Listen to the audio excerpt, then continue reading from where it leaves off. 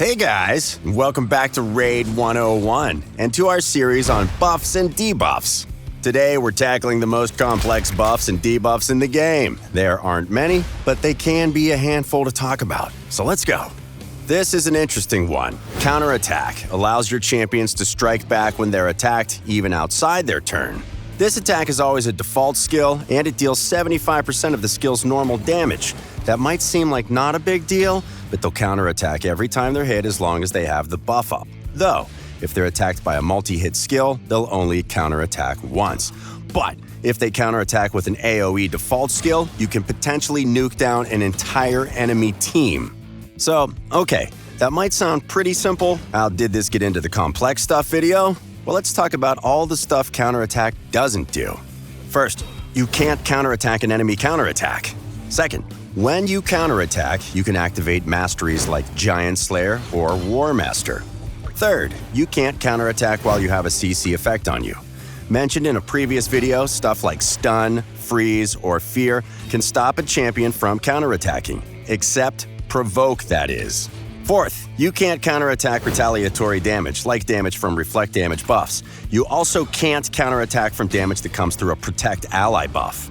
And finally, if you have a default skill that can give you an extra turn, like if you kill an enemy with it, you can't get the extra turn from a counterattack, even if you fulfill the conditions. Unless, you actually can. There are a couple of legendary champions that can steal turns like that. Okay, this next one is simpler, I promise. Now we're talking Veils. Two kinds of Veil, plain old Veil and the souped-up Perfect Veil. Both versions temporarily hide the champion from the enemy team, making it impossible to target them directly with attack skills. AoE and random hit skills can still land a hit, but Veil has an inbuilt damage reduction against AoE damage, 7.5% for Veil and 15% for Perfect Veil. A normal Veil will be immediately removed if the Veil champion uses a skill that deals direct damage to the enemy. Skills that buff allies or debuff enemies without attacking are fair game and won't remove the Veil. Meanwhile, Perfect Veil stays up no matter what you do. Keep in mind, if all champions on the team have Veil, the enemy will be able to target them normally. Same is true if only one champion remains on the team and they have Veil. It won't prevent the enemy from attacking. Now, for one of the most powerful defensive buffs in all of Raid, Stone Skin. This beast of a buff makes you practically invincible as long as it's active, and the enemy doesn't have any bombs. Firstly, all damage you take is reduced to 15%. That's an 85% damage reduction. Second, it gives the champion an extra health pool equal to 50% of their max HP. Kind of like a shield, though it doesn't replace shield buffs, so you can have both. Stone Skin takes damage before shields. Third, Stone Skin also blocks all debuffs, just like the block debuffs buff. And now you're probably thinking that sounds ridiculous. You're right.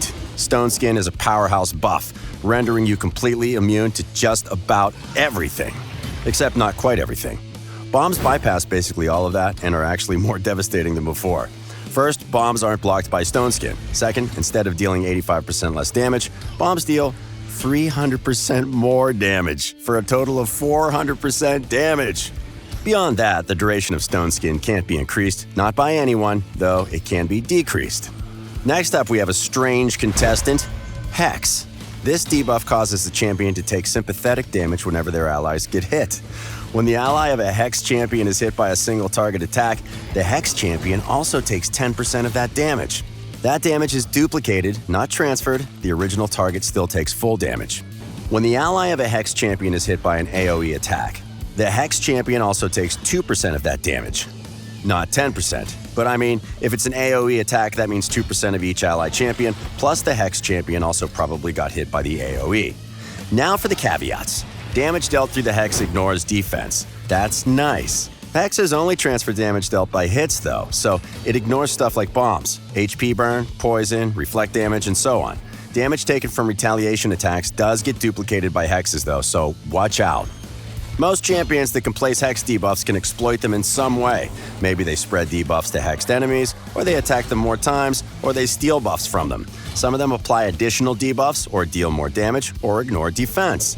A fair number of those champions have passives that increase the damage Hexed enemies take, or reduce their resistance, or some other nasty penalty.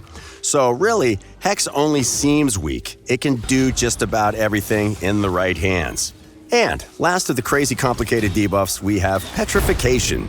This nasty crowd-controlled debuff works kind of like Freeze, but even nastier. Firstly, yes, like any other CC debuff, Petrification makes the champion skip their turn. They also can't counterattack, just like Stun and Freeze.